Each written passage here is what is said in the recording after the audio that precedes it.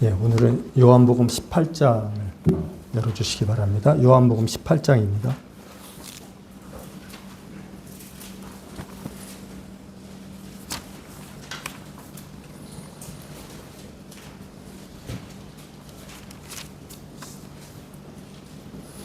음, 37절입니다.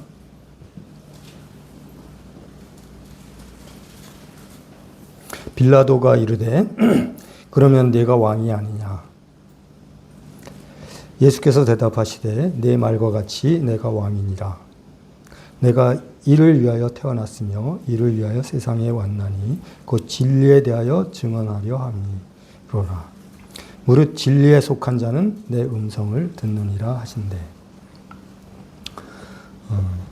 빌라도 질문을 하죠. 그러면 내가 왕이 아니냐. 이 질문에 예수님은 분명하게 내가 왕이니라 라고 대답하셨습니다.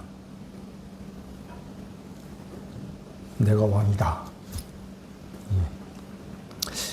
예수께서 만약 다른 상황에서 자신이 왕이심을 밝히셨으면 많은 사람들이 믿었을 것입니다. 예를 들면 예수님께서 보리떡 5개와 물고기 2마리로 5,000명 이상 먹이신 일이 있었죠. 그 이후에 이 기적을 체험한 사람들이 예수님을 억지로 자신들의 왕으로 세우려고 했습니다. 우리의 왕이 되어주십시오.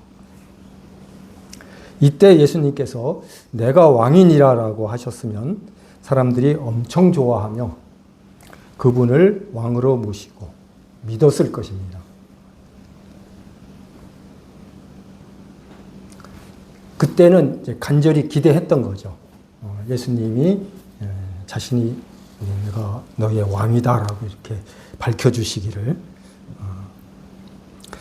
그러나 그때는 내가 왕이니라라고 하신 것이 아니라 그때는 왕인 것을 안 밝히셨어요. 하신 것이 아니라 내가 생명의 떡이다. 이렇게 말씀하셨습니다. 내가 생명의 떡이니라.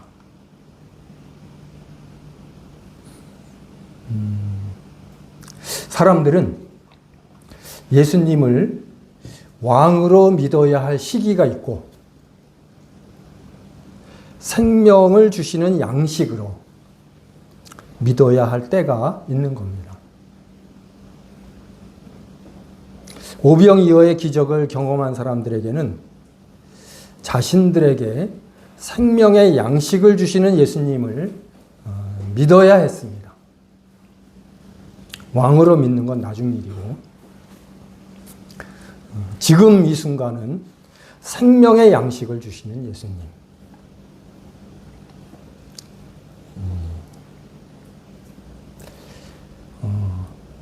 그래서 예수님께서는 내가 생명의 떡이다 이렇게 말씀을 하셨습니다. 같은 요한복음 6장을 한번 찾아보도록 하겠습니다. 요한복음 6장입니다. 47절과 48절을 읽어드리겠습니다.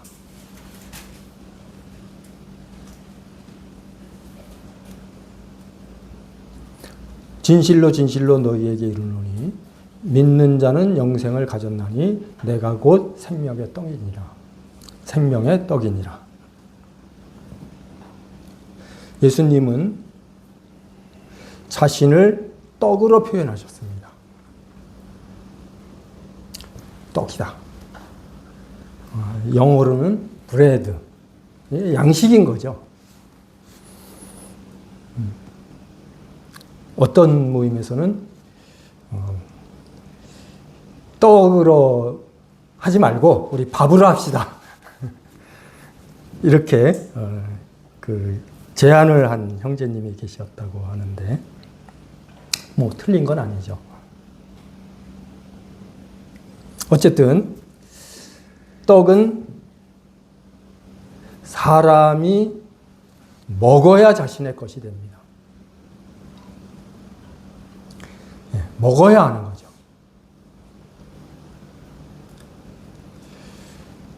성경에서는 특히 예수님께서는 그것을 믿음으로 표현하셨습니다. 먹는 것을 믿음으로 표현하셨어요. 믿는 자는 먹는다. 먹은 자는 믿는 사람이다. 떡에 대해서 모양을 살피거나 무게를 달아보거나 크기를 재보거나 그 안에 들어있는 영양소를 연구하는 것은 생명을 얻는데 아무 도움이 되지 않습니다. 제가 신학을 싫어하는 게 그것 때문이에요.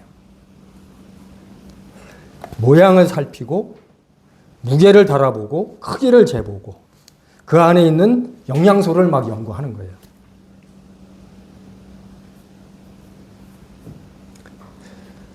이런 것은 어떤 지적인 도움은 될 수 있을지 모르지만 생명을 얻는 데는 아무 효과가 없습니다.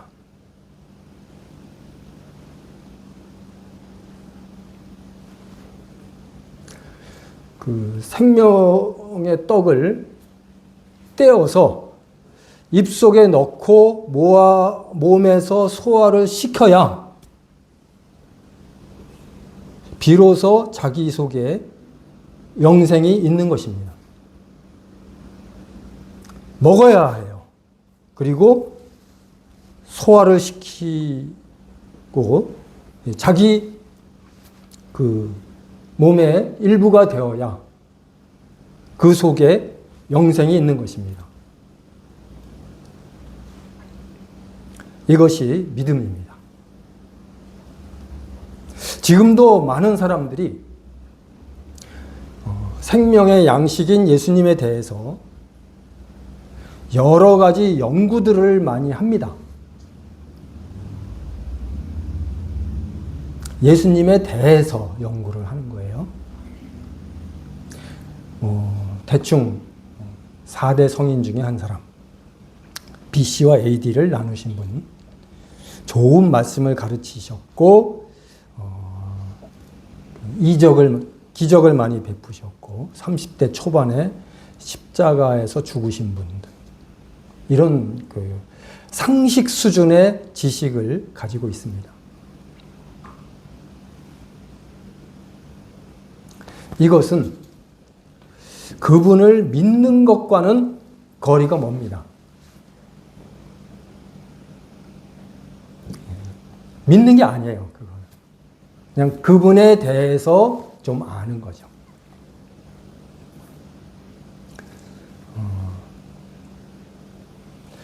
예수님은 생명의 양식이기 때문에 직접 그분을 먹어야 생명이 있습니다. 그래서 예수님께서 뒤에 이렇게 쭉 말씀을 보면 그 53절에 예수께서 이르시되 내가 진실로 진실로 너희에게 이르노니 인자의 살을 먹지 아니하고 인자의 피를 마시지 아니하면 너희 속에 생명이 없느니라. 먹어야만 돼요. 예수님의 살과 예수님의 살을 먹고 예수님의 피를 마셔야 그 속에 생명이 있는 겁니다. 연구한다고 되는 게 아니에요. 그분에 대해서 어느 정도 안다고 해서 생명이 있다라고 볼 수 없는 겁니다.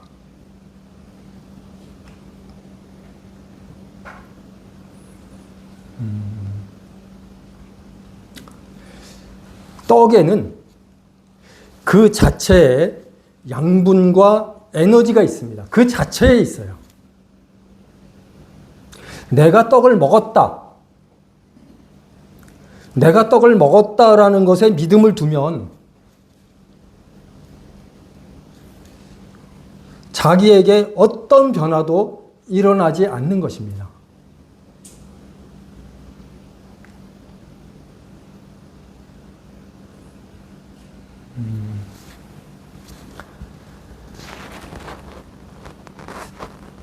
이 문구를 좀 자세히 살펴보면요. 내가 떡을 먹었다. 그러면 이 포인트가 어디 있는 거죠? 내가에 있습니다.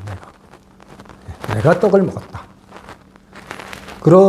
그렇다고 한다면 이렇게 말하는 사람의 믿음은 어디에 있냐면 나에게 있습니다. 내가 그렇게 했다는 거예요. 그러니까 실제로 예수님을 믿은 게 아니라 자신을 믿고 있는 거죠. 이런 사람들이 의외로 어마어마하게 많습니다. 내가 이렇게 했다.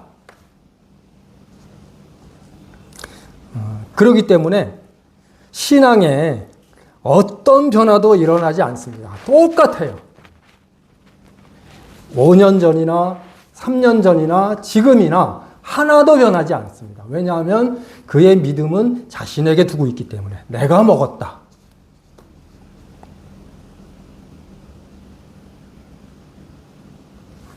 특히 이렇게 학생 캠프에 참여를 하면 이제 개인 상담을 계속 하거든요. 아까 이명재 님이 끊임없이 얘기를 한다 그러는데 거기에 가면 정말 끊임없이 이야기를 해야 됩니다.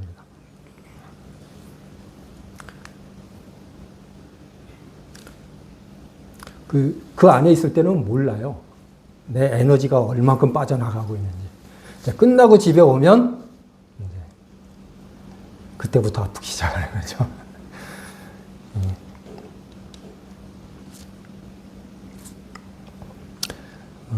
떡 자체에 힘이 있기 때문에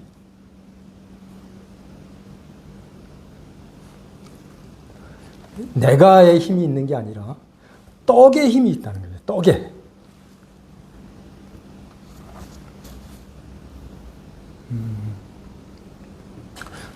떡에 힘이 있기 때문에 이 떡이 내 안에 들어와서 분해되고 소화되어서 내 몸이 생기를 얻고 활동을 하게 합니다.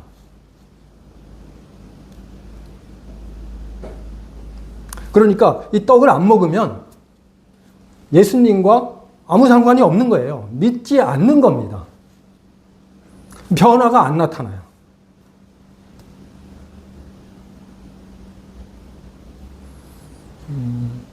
예수님께서 믿음이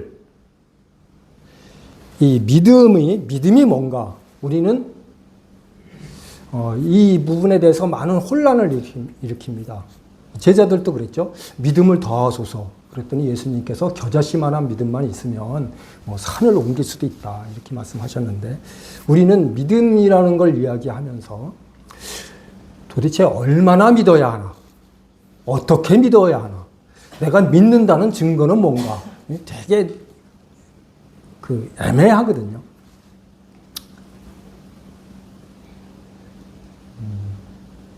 그것은 믿음을 자신에게 두고 있기 때문에 그래요. 내가 얼마나 믿어야 하나? 내가 어떻게 믿어야 하나? 내가 믿었다는 증거를 어떻게 얻을 수 있을까? 다 내가 믿는다라는 이거는 성경에서 말하는 행위입니다. 행위.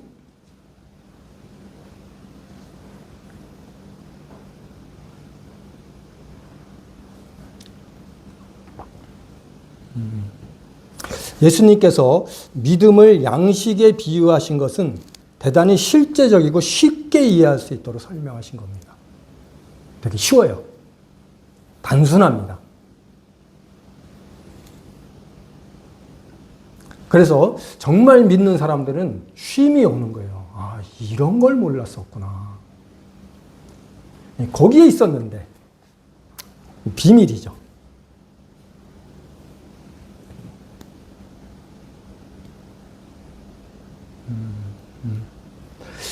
우리는 일반적으로요, 매일 두세 번씩 식사를 합니다. 내가 음식을 먹는다는 행위에는 어떤 영양분도 에너지도 없습니다. 내가 음식을 먹었다. 여기에 믿음을 두면 안 돼요. 꿈에서도 먹을 수 있고, 또, 이렇게, 가상 현실 속에 빠질 수도 있거든요. 배가 엄청 고픈데, 너무 갈망하다 보니까 막 내가 먹었다고 착각하는 거예요. 그런데, 여전히 배는 고프고 힘은 없습니다. 내가 음식을 먹는다는 행위에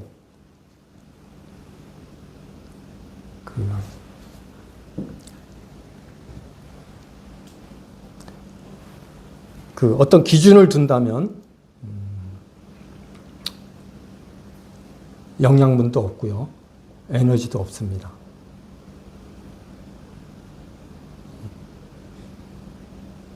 그럼 뭐냐? 내가 섭취하는 음식물에 모든 것이 다 들어 있습니다. 음식물에 있는 거예요.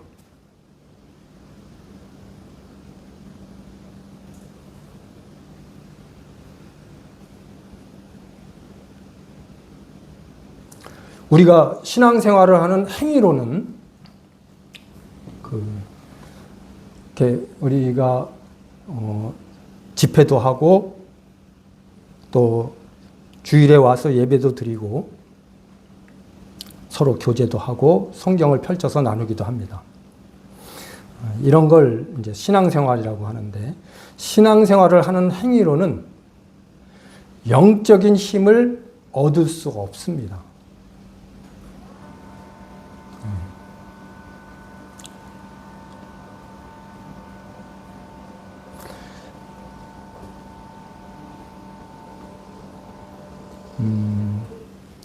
예수님만이 생명의 떡이라고 스스로를 밝히신 예수님. 그래서 나를 먹고 내 피를 마시는 자는 영생을 가졌다라고 말씀하신 그 예수님만이 신앙생활에 필요한 모든 양분과 힘이 되시는 겁니다. 그래서 우리가 하고 있는 신앙생활, 집회로 모이거나 예배를 드리거나 또 말씀을 나누거나 서로 교제하는 이런 모든 행위 속에 예수님이 함께 하시고 예수님께서 자신을 우리에게 나눠주셔야 돼요.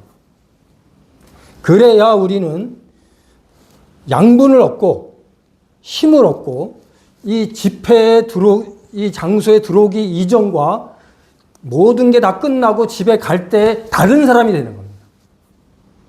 왜냐하면 영적인 양식을 얻었기 때문에 생명의 떡을 먹었고 생명의 물인 뭐죠? 생명의 물을 마셨기 때문에 다른 사람이 돼서 나가는 겁니다. 이게 신앙이에요.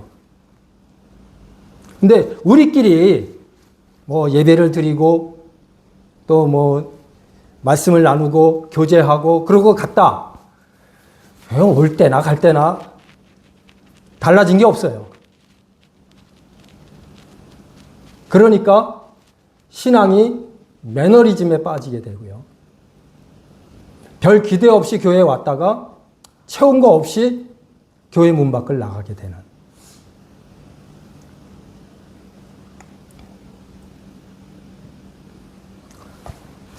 우리는 이런 모든 것 속에 예수님을 먹어야 돼요.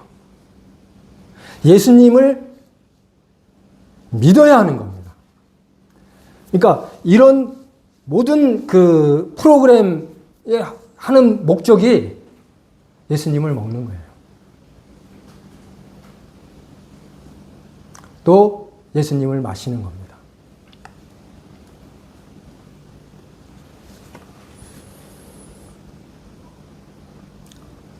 그 자체에 에너지가 있고 그 자체에 양분이 있는 겁니다.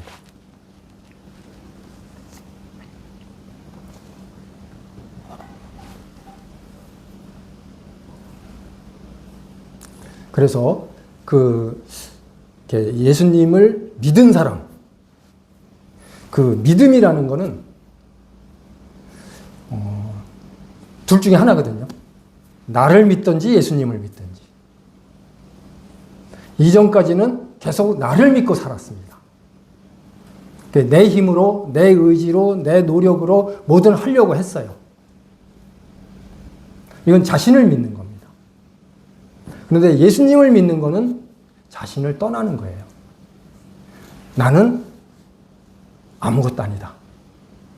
내가 뭘 한다는 것은 아무 의미가 없다. 오히려 자신의 의의를 세우는 일일 수도 있고, 자신의 의의를 세우는 것은 하나님을 대적하는 일일 수 있다. 사도 바울이 그랬던 것처럼. 그래서 예수님을 믿는다. 그거는 나는 버리는 거예요. 그래서 예수님께로부터 옵니다. 뭐가 오냐면 생명이 와요. 에너지가 오고 힘이 옵니다. 예수님께서 이렇게 말씀하셨죠. 아버지께서 나를 보내심에 내가 아버지로 인하여 사는 것처럼 나를 믿는 사람은 나로 인하여 살리라. 예수님의 힘으로 살아가는 거예요. 예수님의 생명으로, 예수님의 사랑으로, 예수님의 은혜로, 예수님의 헌신으로 살아가는 겁니다. 자기 힘으로 사는 게 아니에요. 그래서 예수님이 좋아요. 그리고 예수님에 대한 관심이 커집니다. 이전에 나에 대한 관심이 컸던 것처럼 내 키가 얼마나 크고, 내 몸무게는 어떻고, 내 체력은 어느 정도고, 나의 취향은 어떻고, 전부 나에 대한 관심이었잖아요. 그런데 예수님을 믿는 순간, 예수님을 먹는 순간 달라져요. 나에 대한 관심은 없습니다. 왜냐하면 이제 나는 끝났고, 난 죽었고, 나는 무덤에 묻힌 사람이니까 나는 더 이상 파헤쳐봐야 도움이 안 돼요. 뼈다귀밖에 안 나오거든요. 그렇다고 한다면 나에게 생명을 주신 그 예수님이 누군가?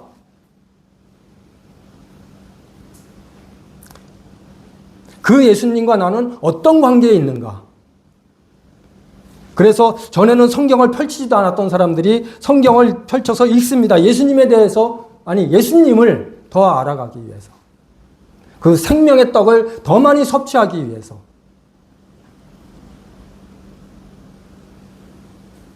예수님은 하나님이셨구나. 하나님이구나. 사람이 돼서 이 땅에 오신 것은 우리를 사랑해서 이 땅에 오셨구나. 그리고 왕이셨지만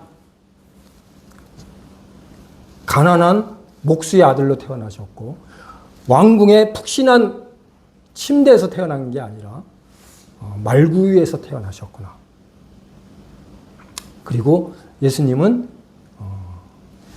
가난한 사람들의 친구였고, 또 예수님의 제자들은 대부분 어부나 세리나 그냥 평범한 사람들이었구나 하는 것들을 알게 되고, 왜 그러셨을까?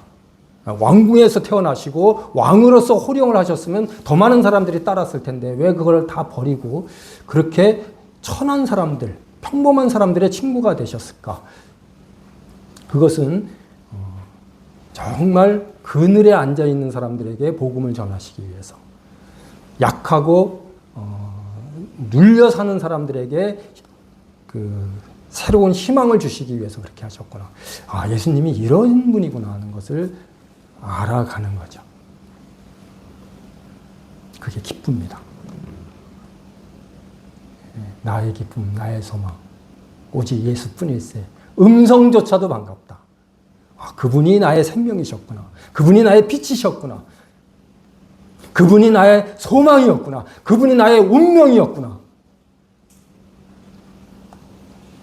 이제 내 인생에 있어서 예수님을 빼고는 설명할 길이 없습니다.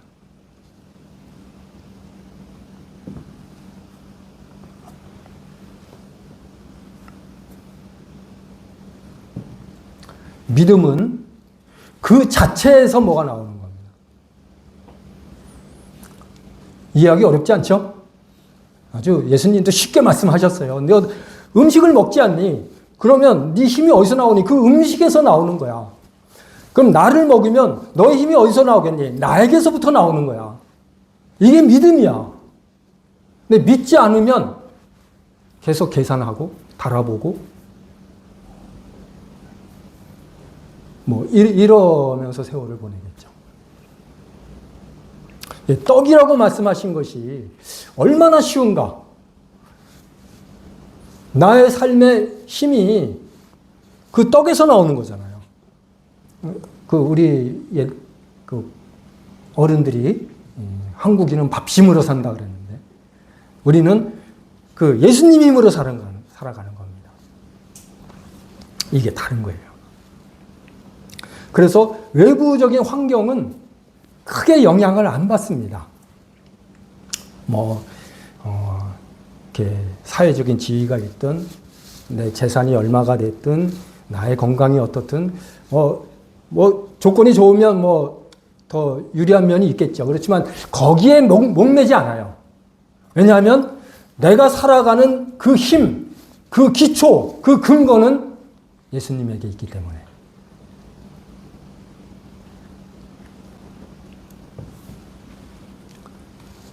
제가 구원받기 직전에 그냥 막 갈등과 고민이 있었잖아요. 그럴 때 어떻게 하면 되나 이런 걸 많이 생각했습니다. 방법을 많이 바꿔가면서 구원의 확신을 얻으려고 했던 것 같아요. 방법을 많이 바꿨습니다. 그런데 그 방법이라는 게 다 내 거예요.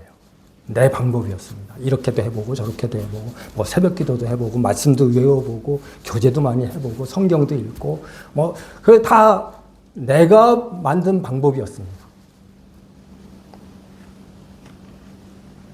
해결이 안 되는 거예요. 여전히 마음은 무겁고 여전히 어두웠어요. 여전히 답답했습니다.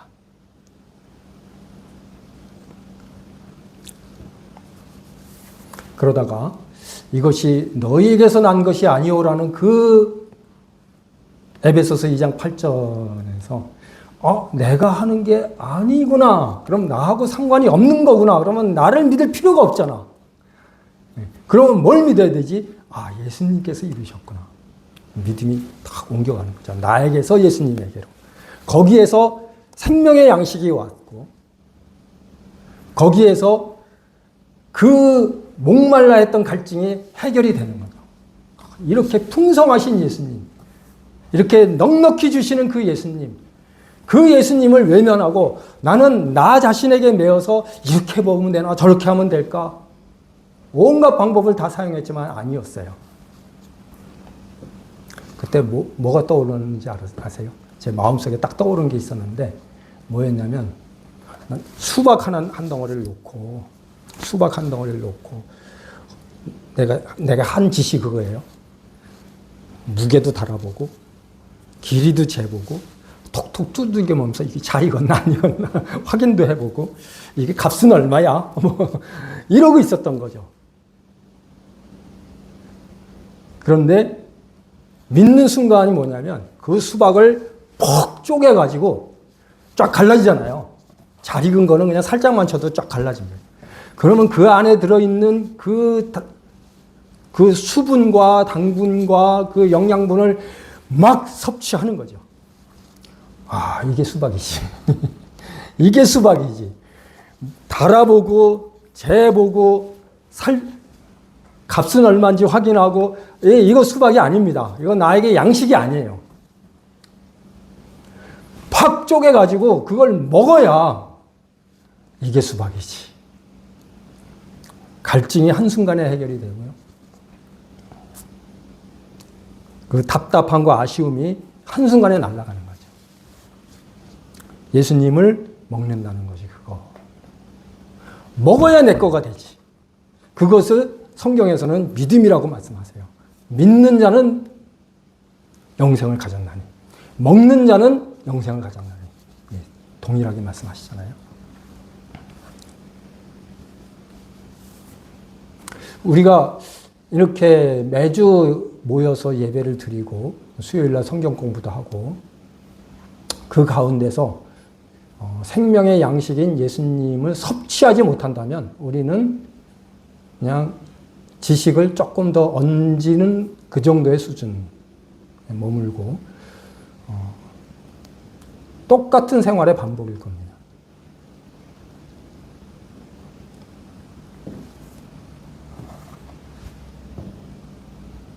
오병이어의 기적을 체험한 유대인들에게는 예수님이 유대인의 왕이라는 믿음 이전에 생명의 양식인 예수님을 믿어야 했습니다. 생명의 양식인 예수님을 믿는 것이 필요했어요. 그런데 그 요한복음 6장의 이제 결론을 보면 우리가 아는 것처럼 유대인들은 예수님께서 내가 생명의 떡이다. 나를 먹어라. 이렇게 말씀하신 거에 대해서 그거 들었잖아요. 듣고 그들의 반응이 뭐였냐면 이 말씀이 어렵다. 그들의 반응은 그거였습니다. 이 말씀은 어렵다. 거의 모든 사람들이 떠나갔습니다. 어렵다는 거예요. 왜 어려울까요? 안 믿었어요. 그들은 예수님이 자신들의 생명의 근원인 것을, 빛의 근원인 것을, 창조의 근원인 것을 믿지 않았습니다. 그래서 어려운 거예요.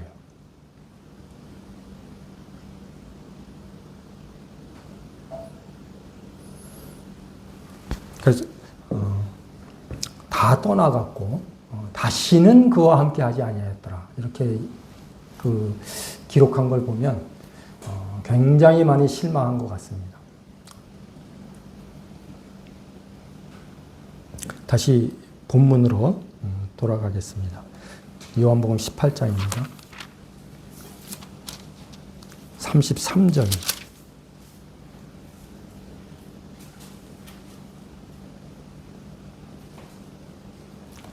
이에 빌라도가 다시 관정에 들어가 예수를 불러 이르되 네가 유대인의 왕이냐.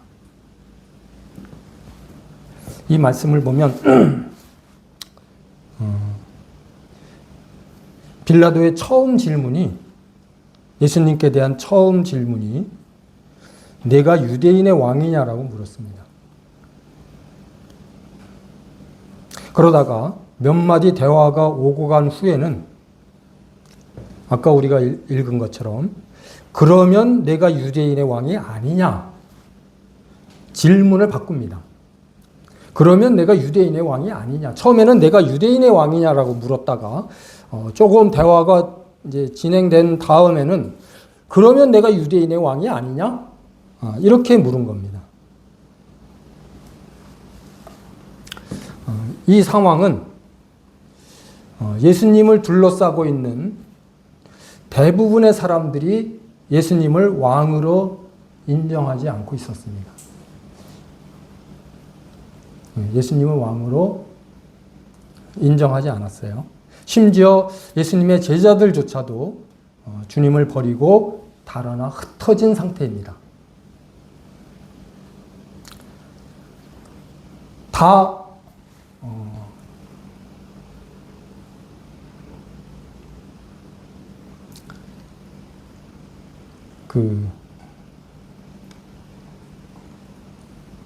왕으로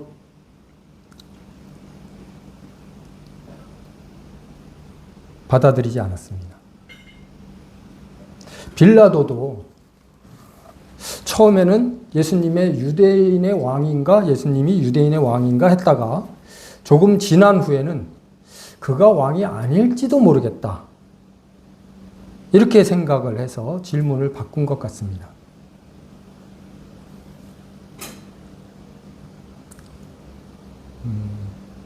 그때 예수님께서 내가 유대인의 왕이라고 대답하신 겁니다. 사람들은 왕일 리가 없다. 이럴 때 예수님께서는 내가 유대인의 왕이다 라고 밝히셨습니다.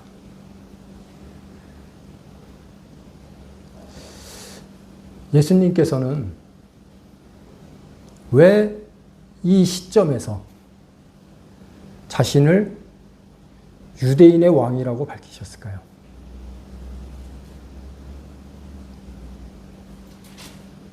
두 가지 이유가 있다고 생각이 듭니다.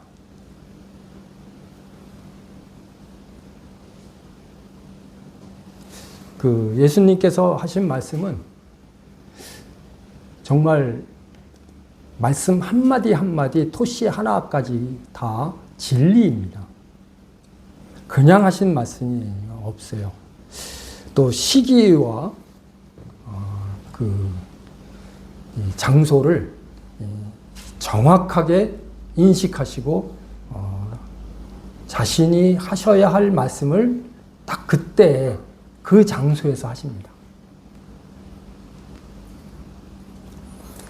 이 시점에서 자신을 유대인의 왕이라고 밝히신 분명한 이유가 있는 거죠. 두 가지가 있다고 생각을 하는데요. 첫 번째는 예수님께서 공개적으로 자신이 왕이라는 사실을 밝히셨을 때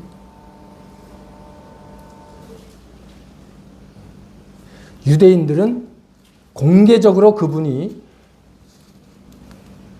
왕이라는 것을 거부했습니다. 빌라도에게 내가 왕이다라고 이렇게 밝히신 것은 모든 사람에게 다 알게 하시는 거예요. 내가 왕이다. 유대인의 왕이다라고 밝히신 겁니다. 공개적인 선언이신 거죠. 이에 대한 유대인들의 반응은 공개적으로 거부했어요. 마가복음 15장 말씀을 한번 찾아보겠습니다.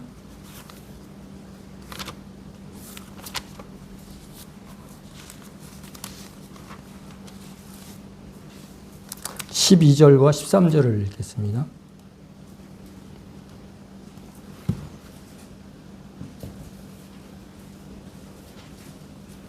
마가복음 15장 12절과 13절입니다.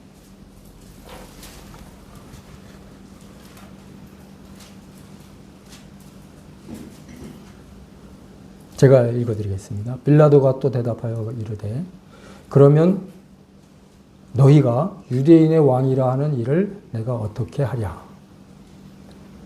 그들이 다시 소리 지르되 그를 십자가에 못 박게 하소서.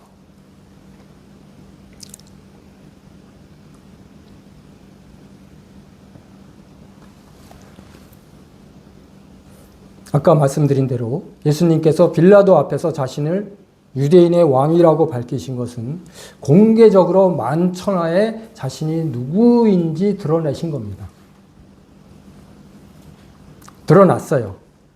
이에 대한 유대인들의 반응은 공개적인 거부였습니다. 우리의 왕이 아니다. 이들 중에는 오병이어의 기적을 체험하면서 떡과 물고기를 얻어먹은 사람들도 있었을 겁니다. 다수 참여했을 거예요.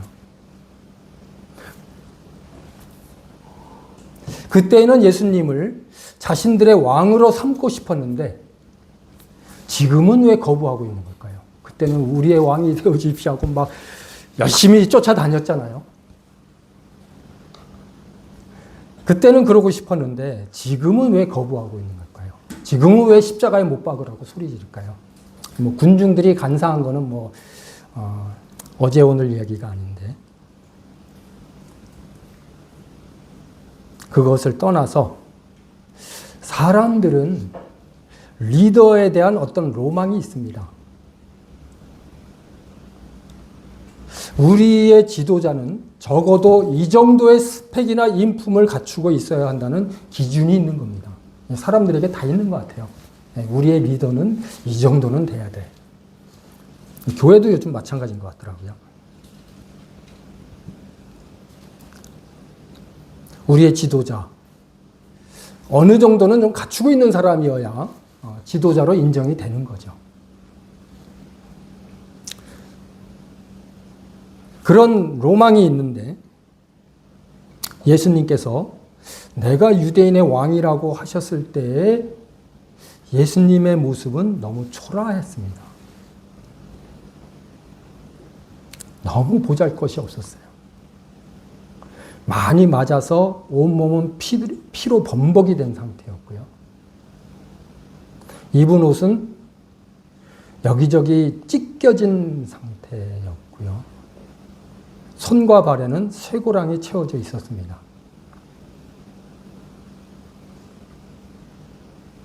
이런 모습이 내가 유대인의 왕인이라고 말씀하셨을 때의 모습이에요. 스펙이라고는 찾아볼 수 없고요.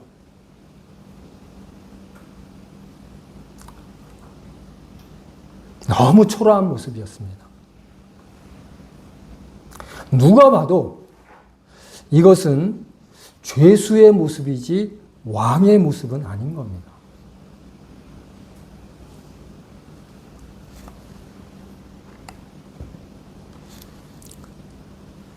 그래서 그때는 우리의 왕이 되어주기를 기대했던 사람들이었지만 지금의 예수님의 모습을 보니까 리더의 모습이 아닌 거예요.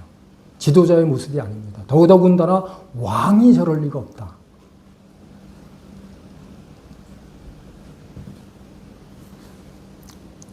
그래서 거부했습니다. 십자가에 못 박으라고 외쳤습니다.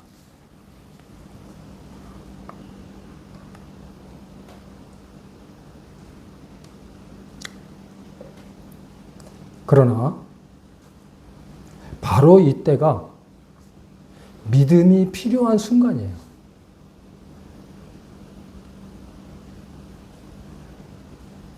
바로 이 순간이 믿음이 필요한 때인 겁니다.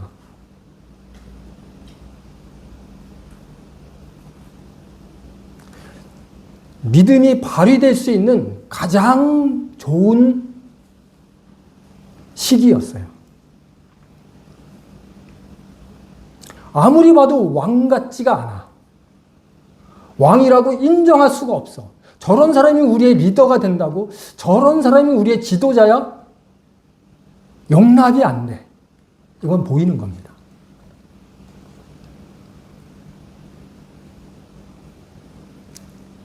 믿음은 우리의 보이는 것과 반대인 경우가 참 많아요. 그럴 리가 없어. 그런데 그런 거예요. 말도 안 돼. 그런데 말이 됩니다.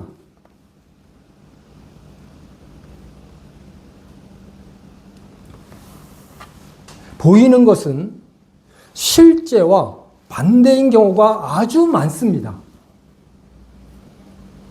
하나님께서는 그래서 믿음을 요구하세요. 네가 볼 때는 아닌 것 같지? 네가 볼 때는 안 될 것 같지? 하나님께서는 그렇게 하시는 분이야. 라고 우리의 마음을 바꾸십니다. 이게 믿음이에요. 믿음의 조상 그러면 아브라함이죠. 아브라함의 믿음이 어떠했는지 로마서에서 잘 설명해 주고 있습니다. 왜 아브라함의 믿음에 대해서 이렇게 자세히 설명할까? 너희도 그렇게 믿으라는 거예요. 왜냐하면 아브라함은 믿음의 조상이고 우리는 그 아브라함의 발자취를 따르는 사람들이기 때문에 그래요. 아브라함의 나이 100세였습니다. 아시죠? 아내는 90세였습니다. 보이는 것에 의한다면 아들을 낳는 것이 불가능했습니다. 아니, 100세 할아버지가 90세 할머니가 어떻게 아들을 낳아? 보이는 것은 아니야라고 선언을 해버립니다. 그럴 수 없어. 이게 보이는 것의 결론입니다.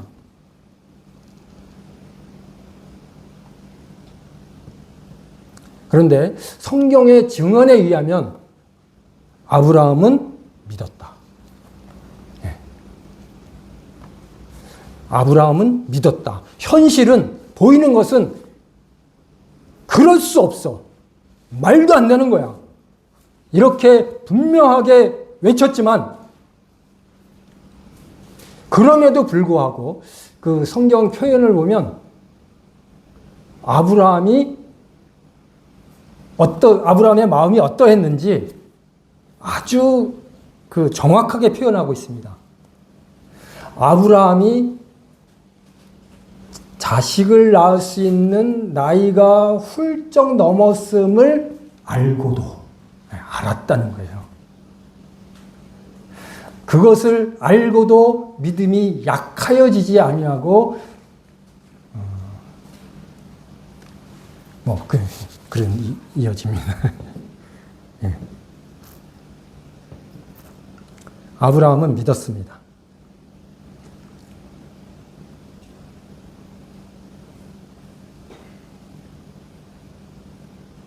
하나님은 보이는 것을 넘어서 역사하시는 분인 것을 알았기 때문입니다.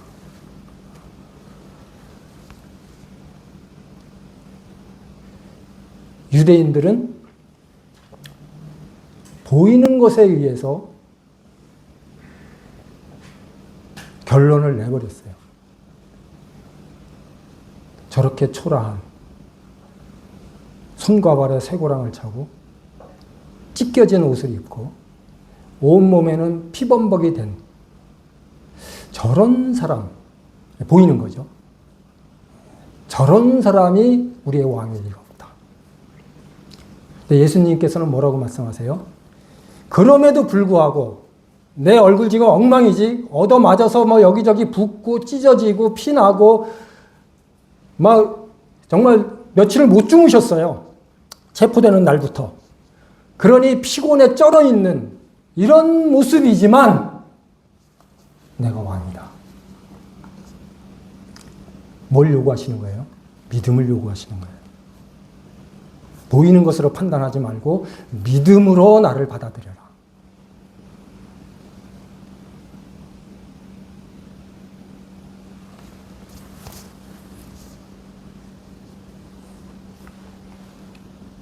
세상 사람들은 보이는 게 답니다.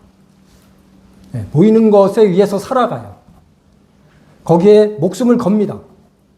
그리스도인들은 뭐로 살아가죠? 믿음으로 살아가는 겁니다. 보이는 것으로 살아가지 않아요. 그래서 우리의 현실이 이렇다 할지라도, 우리의 상황이 어떻게 펼쳐질지라도 그것은 중요하지 않다. 하나님께서 뭐라 말씀하셨느냐? 하나님께서 나에게 어떤 약속을 하셨느냐?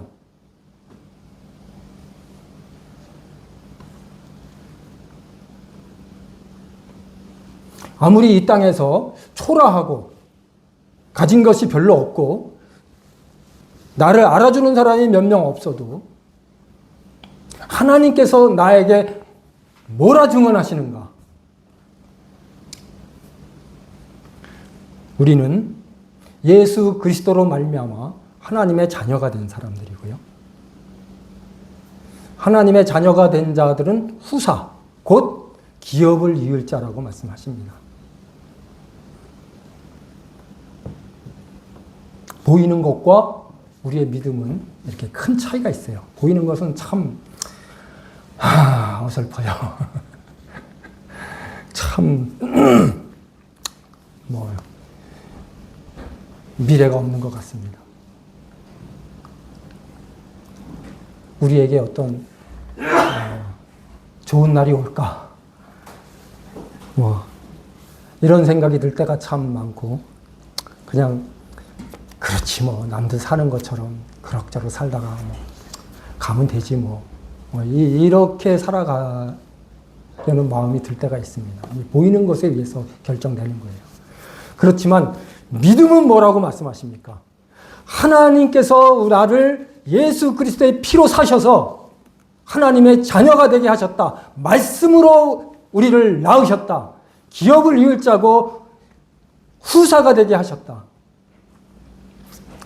이 땅에서 얻는 기업하고는 비교가 안 됩니다.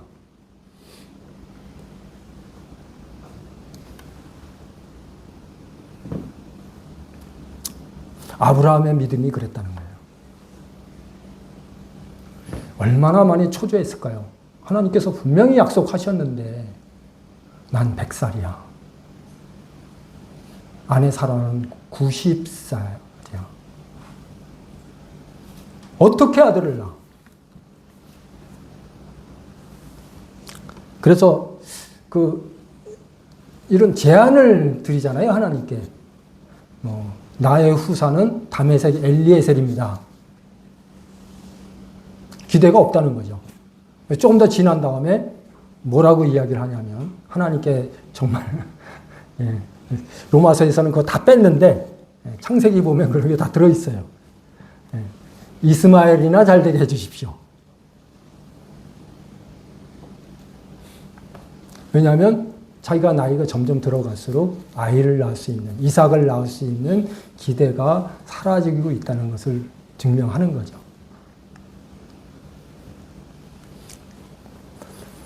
그런데 창세기 말씀에 보면 하나님께서 말씀하신 대로, 하나님께서 언약하신 대로, 하나님께서 약속하신 대로 이삭을 낳았다. 약속을 반드시 이루시는, 말씀을 성취하시는 그런 분인 것을 창세기에서는 증명하고 있어요. 우리가 보이는 것에 의해서 예수님이 우리의 왕일 수 없다라는 생각을 한다는 것은 세상 사람들과 별 차이 없는 그런 수준인 거죠.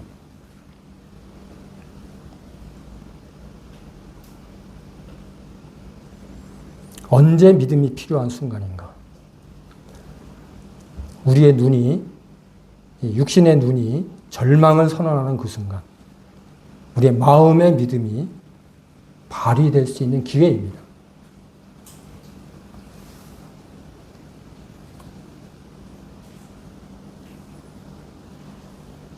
두 번째는 예수님께서 왜 그 순간에, 그 시기에 내가 유대인의 왕이라고 드러내셨을까? 첫 번째는 유대인들이 공개적으로 예수님을 거부하는 것. 그래서 너의 수준이 이 정도야라고 드러내신 거죠. 두 번째는 예수님은 유대인의 왕으로서 그들을 대신하여 죽으셔야 했습니다. 왕으로서 죽으셔야 돼요.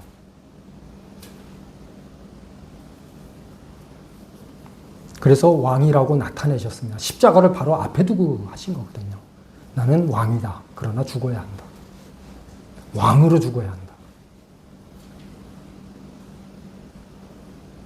참 큰 사랑이기도 하고,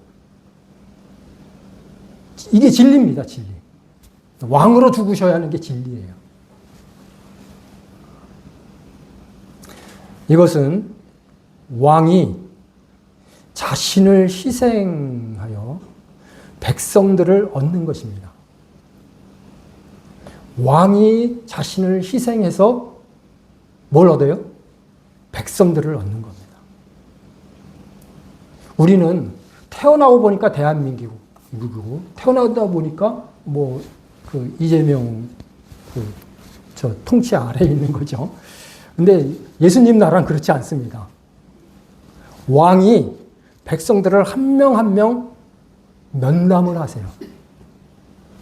그리고 그 백성의 그 의지에 의해서, 마음의 움직임에 의해서 그 나라의 백성이 되기로 결정하는 겁니다. 그러니까 완벽한 나라죠. 우리는 이재명 싫어하는 사람 되게 많더라고요, 의외로. 그래도 한국에서 살면 그 통치를 받아야 되잖아요. 싫든 좋든 간에. 근데 그 나라는 안 그래요. 다 동의를 했습니다. 당신을 왕으로 모시겠습니다. 당신의 통치 아래서 우리는 주어진 일을 하겠습니다라고 다 서명을 한 사람들이에요.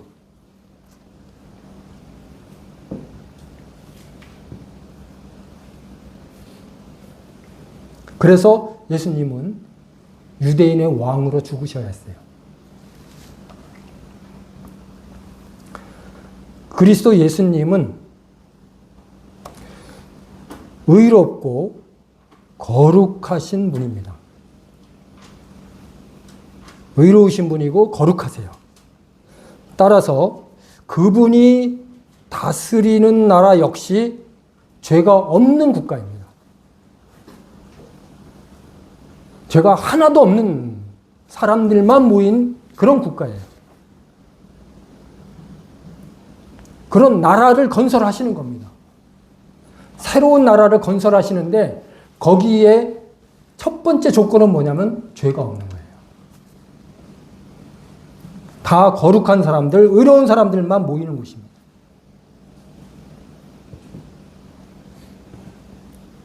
당연히 그 나라의 백성들도 의롭고 거룩한 사람들이어야 합니다. 거기에 들어가는 백성들도 다 의로운 사람이어야 하고 거룩한 사람이어야 하는 거예요. 거기에 죄인이 하나라도 끼면 그 나라는 붕괴됩니다.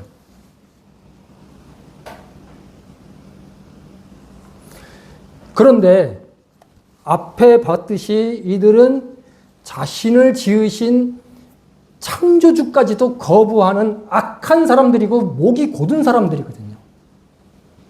절대로 거룩과 의로움과는 아주 거리가 먼 사람들이에요. 그들만 그런 게 아니라 우리 모두가 다 그렇습니다. 예수님을 왕으로 모시기를 싫어하는 이런 죄악이 가득한 사람들, 빛보다 어두움을 더 사랑하는 사람들이에요.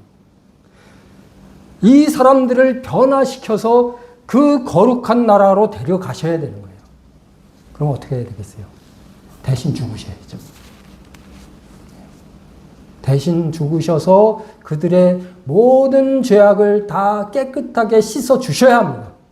그러지 않고는 그 나라에 들어갈 사람이 한 명도 없어요.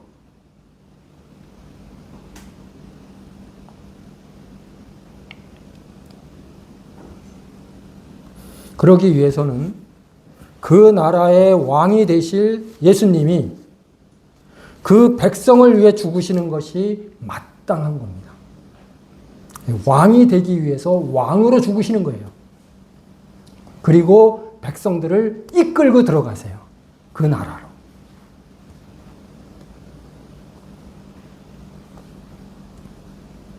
나는 왕이다. 그런데 죽는다. 왜 죽느냐? 내 백성을 위해서. 이렇게 빌라도 앞에서 말씀하신 겁니다.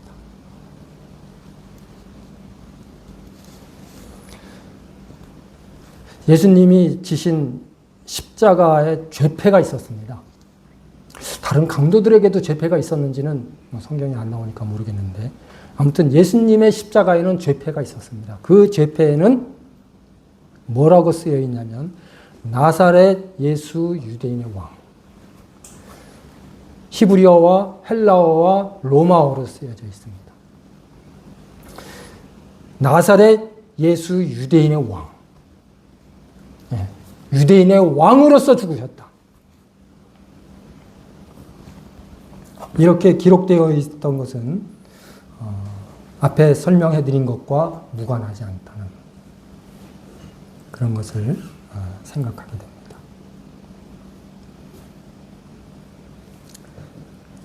그리고 짧게 마지막으로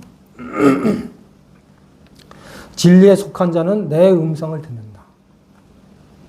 이렇게 말씀하셨습니다. 진리에 속한 자는 내 음성을 듣는다. 예수님이 유대인의 왕이라는 선언을 들은 사람들은 역사 가운데 어마어마하게 많을 겁니다. 특히 세월이 많이 지날수록 미디어가 많이 발달하잖아요. 빠르게 널리 전파됩니다. 그래서 유튜브를 통해서, 방송을 통해서, 라디오를 통해서 많이 예수님에 대해서 전해지고 있습니다. 많은 사람들이 들었을 거예요. 이제 못 들어서 못 믿었습니다라고 하는 핑계는 이제 안 통하는 거예요. 옛날 조선시대나 뭐 고려시대 때는 뭐 그럴 수도 있겠죠. 아마 정상 참작이 있을 거예요. 그런데 지금은 너무나 많이 알려져 있습니다. 이제 정상 참작도 없을 거고 핑계거리도 없어졌습니다.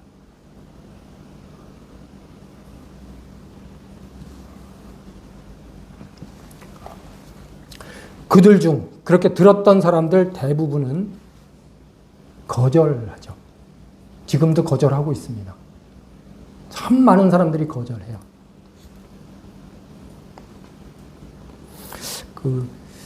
유명한 대학 교수던데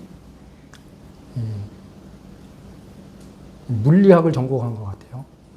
그 사람이 어느 방송에 나와서 그런 거예요. 꽤 유명한 방송인데 지금은 그 사람이 사회를 안 보는데 유희열이라는 사람이 사회를 볼 때였습니다. 알쓸신잡이. 알면 쓸데없는 무슨 뭐 그런 거예요. 거기에 나와서 뭐라 그러냐면 이 창조과학회라는 게 있는데 그러니까 과학자들이 이 세상은 하나님이 창조하셨다라는 것을 증명하고 있다. 그런데 자신이 이 사람은 이제 무신론자죠. 자신이 그것을 자세히 들여다보니까 대부분 수준 낮은 학자들이나 교수들이 그런 걸 주장하더라. 되게 무시하고 얕보는 거죠. 창조를 주장하고 창조과학에서 뭐 이런 강론을 하는 사람들을 향해서 자기가 이렇게 살펴봤더니 이 수준 이하의 사람들이 그런 걸 주장하더라. 얼마나 교만한지 몰라요. 대부분 거절해요. 그런데 이 말씀에 보면 진리에 속한 자들, 소수는 그 사실을 받아들이고 예수님을 믿는다라고 말씀하세요. 완전히 싹 다 안 믿는 게 아니고 대부분 거절하지만 그 거절하는 사람들 가운데 진리에 속한 자들이 있다. 소수의 사람들이 있다. 그 사람들은 내 음성을 듣는다.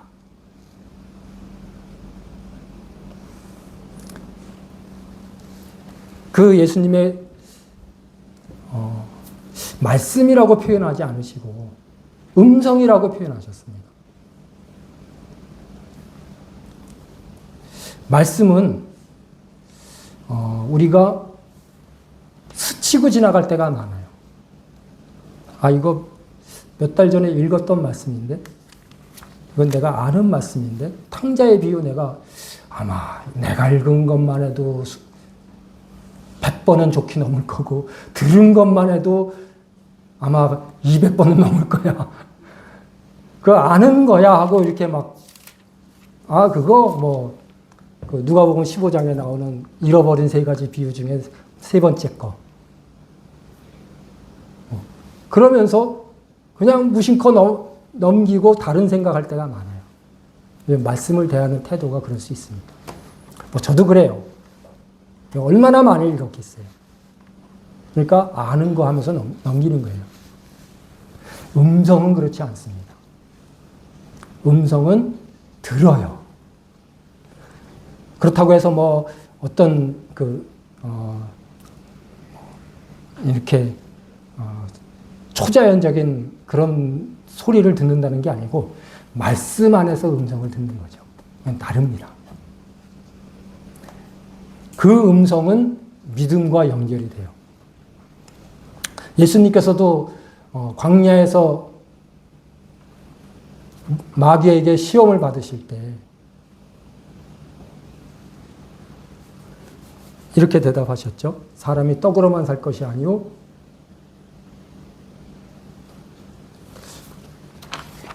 즉흥적으로 하면 이런 사람이 떡으로만 살 것이 아니오 그 말씀으로 살 것이냐. 그 음성이라는 생각이 갑자기 들어서 그랬는데 그들은 예수님을 자신의 왕으로 믿고 그 음성을 듣는 사람들이죠. 자신의 왕으로 믿고 진리의 나라에 들어갑니다. 예수님은 바로 그들을 위해서 내가 유대인의 왕이니라. 그 소수의 사람, 진리에 속한 사람, 이 사람들을 위해서 그들이 들으라고 이렇게 말씀하셨습니다.